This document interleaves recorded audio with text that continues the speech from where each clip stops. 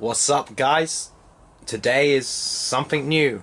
We're going to start interviewing people. Today, we are going to be interviewing Libby Rae Watson, all the way from Mississippi. Libby grew up near the Gulf of Mexico. It says here, not exactly the heart of the Delta, but just a few hours drive away. She became deeply involved with the Delta blues in the 1970s, searching, exploring, documenting, meeting and playing with all the blues artists she could find. People like Big Joe Williams, Ferry Lewis, Johnny Woods, Eugene Powell, Son Thomas, and many more. She started doing this when she was 22. She became friends with Sam Chatmon, who I'm going to be asking about. Sam Chatmon is allegedly Charlie Pan's half-brother and was in a group called the Mississippi Sheiks. We're going to find out some more later. Let's get into it.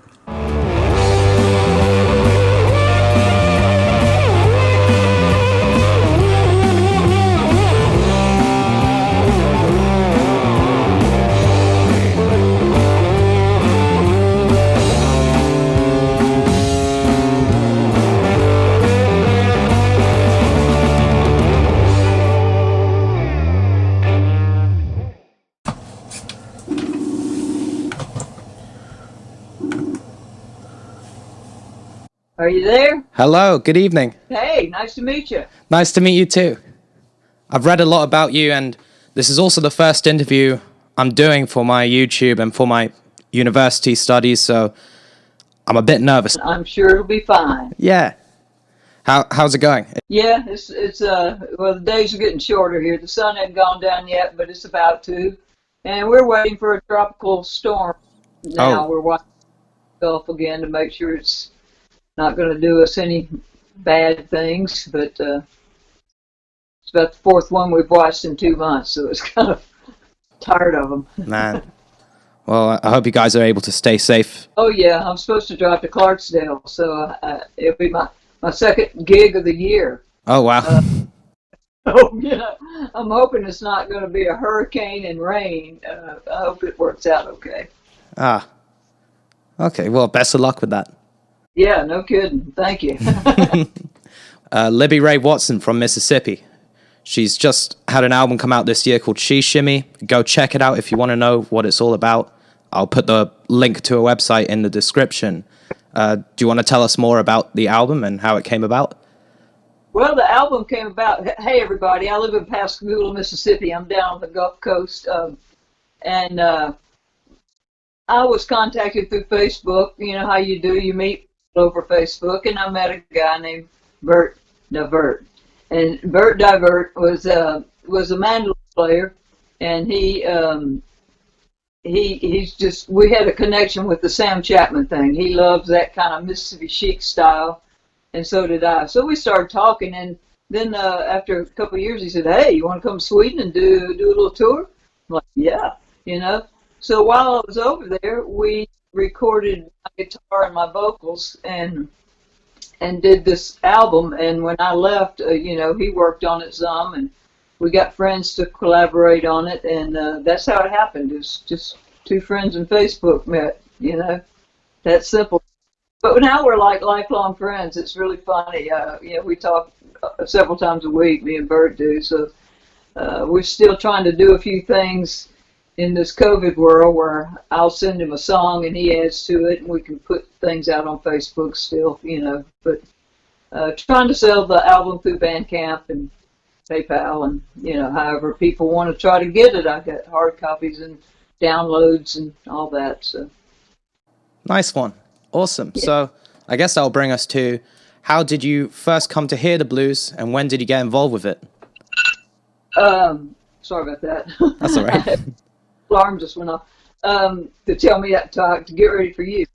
Well, when I guess I first, I was growing up down here on the coast. It's not the Delta. It is not immersed in deep blues. It's a transient area, and some closer to New Orleans. So as a kid, I'm listening to all that New Orleans music, which is bluesy, rhythm and blues, and great stuff. So I grew up on that, and then as I became a teenager, I was listening to people like the Allman Brothers, and I didn't realize they were playing old blues songs until later. But so I kind of grew up around liking that style of music, early on. And probably when I was about 15 or so, I went in the local music store here, and they had a book on country blues. And it had that great picture on the front, I think, of Sun House. And, it was just had all these great photos of Mississippi John Hurt and these quirky names of songs, that just blew my mind. I just had to figure that, what is this? So, time goes on, and I'm going to college, and I meet a guy who's deeply involved in old-time blues, and that's where my trek started, of going around and meeting some of those people I'd been listening to and didn't know. They were right here in my state. Yeah. That must have been great. Yeah, oh yeah, it really was, yeah. Yeah, I can also relate to that feeling of like songs that my parents would have played me when I was 8, 12 years down the line. I'm now hearing them again and thinking, oh yeah, there's like, I don't know, there's a Sun House line, or there's a BB King lick. It's kind of, I always find it fascinating how it all intertwines into itself, and It really does. yeah, and pretty much influences all music. Which is great. Like all the little creeks and streams that feed the river, Yeah. The river blues and everything else merges into it and becomes one big thing. That's it. Yeah.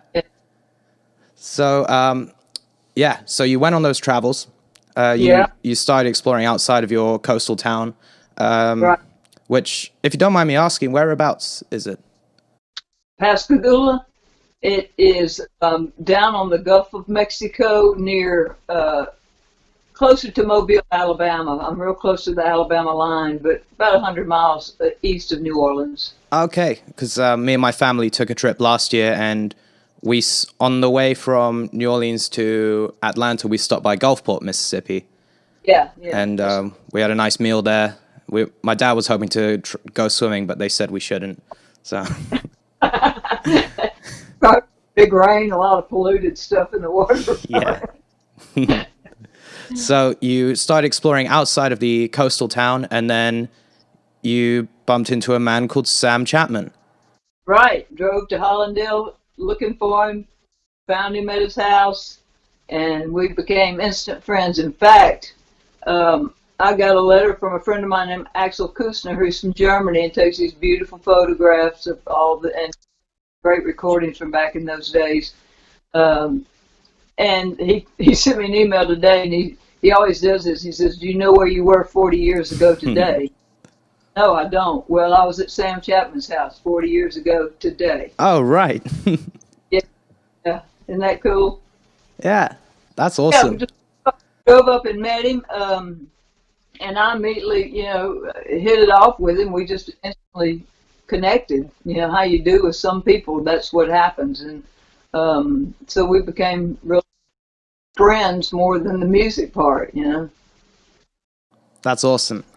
And it must have been, I don't know how I would feel like, I mean, him and his group, the Mississippi Sheiks, they wrote the song Sitting on Top of the World, and which is now a blues standard, and even in some cases a rock standard as well.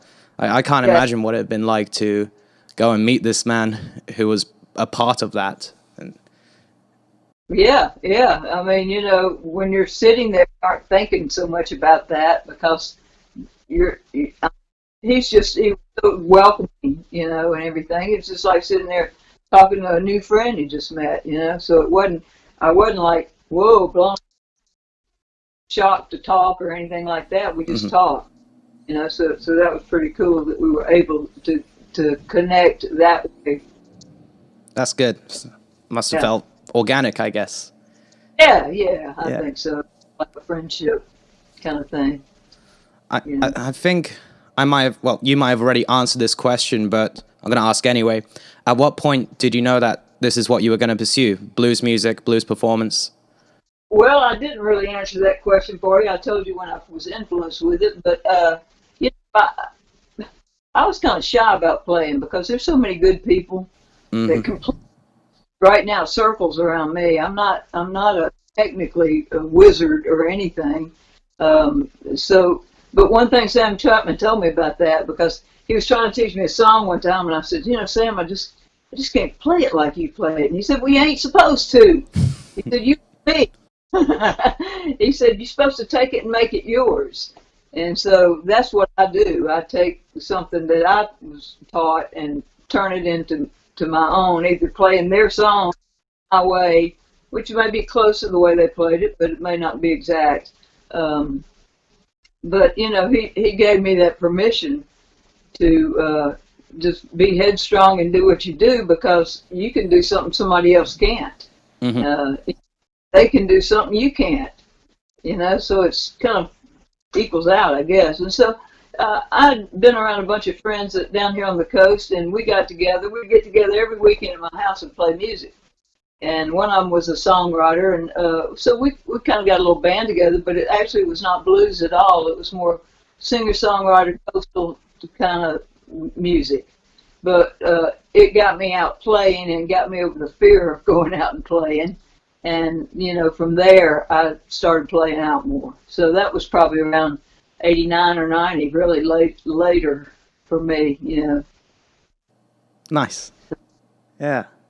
I can sort of relate with the fear of performing as well. Like, there's some sense that people expect you to do it in a certain way, especially if you're saying, I'm going to do blues. I'm going to get up and perform blues. People will then have something already in their mind of what they expect.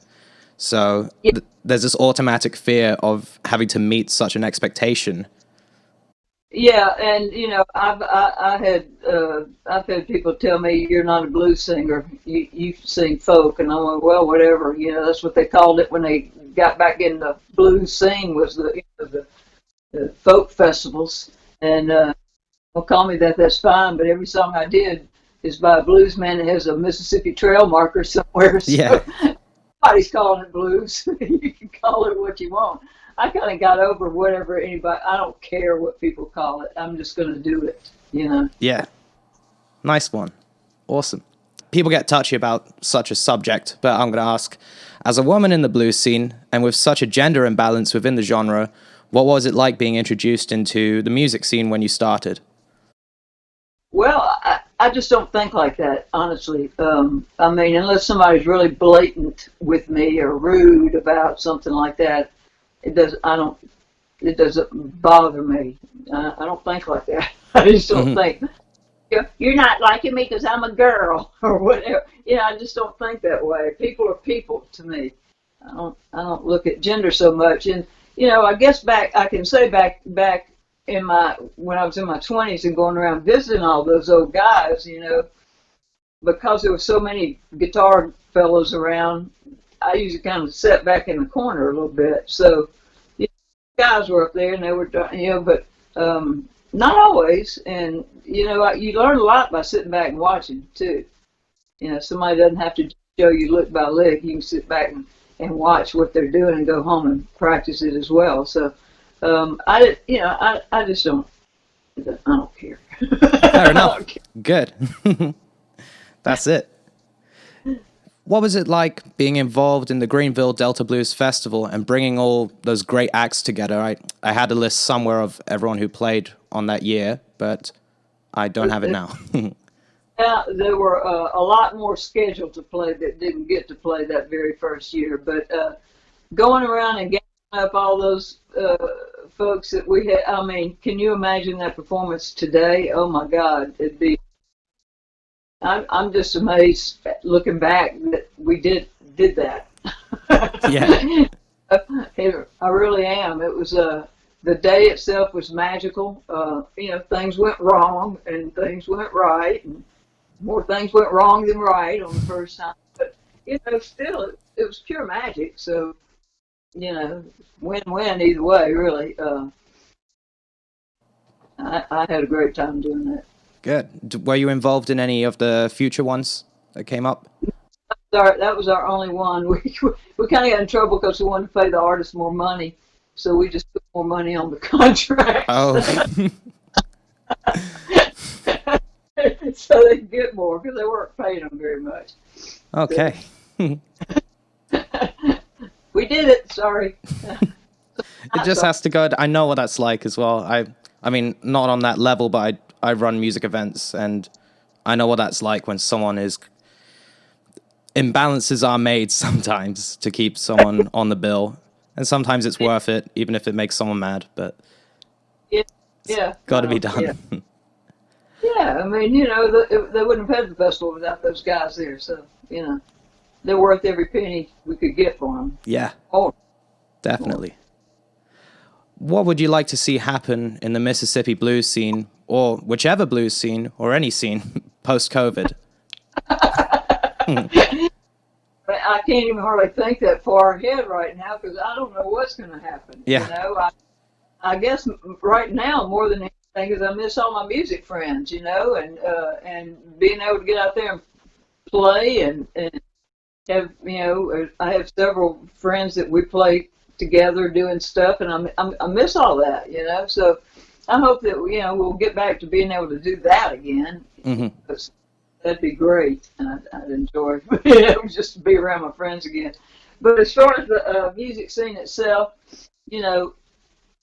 it's going to evolve how it's going to evolve. And, what's going to happen? Some of it I'll love, and some of it I won't care for. But that's the case with anything, really. So I'll just be happy to when it's normal to some degree. I really kind of hope it's a new, better normal for everybody, Yeah, I guess, and all we can do for now is just work with what we've got as well. Yeah. We can. I mean, you said you got a gig coming up this week. How's that gonna? Was it this week? Yeah, it's Friday and Saturday up in Clarksdale at a place called the Shack Up Inn. Oh yeah. It's an outside venue. We'll be under the porch. I'll be porch and people, there's a big courtyard out there, so people can bring chairs and distance out there, and then people can rent some of the shacks and sit on the porch and still hear and see and watch. So it should be good. It should be safe as long as I don't have anybody come up and off on me or anything. Yeah. So we're down to our last question now. This went a lot quicker than I thought it would, but would you like to share something that Sam showed you? A guitar lick, a song, a quote? Got it right here. Excellent. Actually, I bought this guitar and took it to him to have him check it out because other than it being black and having the F-holes, it was very similar to the one that he had, This is an old Gibson. Oh, yeah. And you have the pink rose on there, which is what Sam had on his guitar. He told me the story of it. Some little girl gave him the rose, and he put it on his guitar. And he also had a rubber snake inside his guitar that some little boy gave him. So he would rattle it and tell me, "There's a snake in there." Wow. But I took this to him to give so he could play it and give me the okay on it, And so he did, and I got a picture of him. Actually, it was on his 79th birthday. I have a picture of him playing my guitar. But he taught me this song.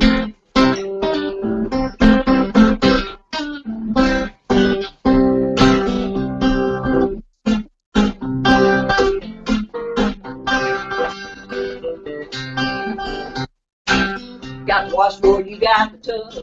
Got the washboard, you got the tub. Don't seem together, gotta rub. Well now, hey washboard, what's a tub? Hey washboard, what's a tub? Let's do together, gotta rub. Well, it don't make me no difference how drunk you may be. Say you don't hold back, baby, from loving me. Yeah, 'cause I got the washboard, you got the tub. I got the washboard, you got the tub. Don't seem together, gotta rub. Yeah. Whiskey Blues. Nice one. I know it's just me clapping, but I'm going to clap anyway. Kind of hard to play it sitting in my chair. Yeah. Right? You get the idea. Yeah. Whatever works, man, Yeah. That's it. Right? That's it, Yeah. Well, thank you so much, Libby. I've enjoyed talking to you. If there's nothing else you need to know or ask, I'm good. Well, yeah, that's it. Yeah, thank you. Okay. Thank you so All much. right. I'm going to head off to sleep now, but enjoy the rest of your evening, and thank you very much. I'll send you the link once this is up as well. Okay, thanks, Casper. It was nice to meet you. Nice to meet you too. Have a good one.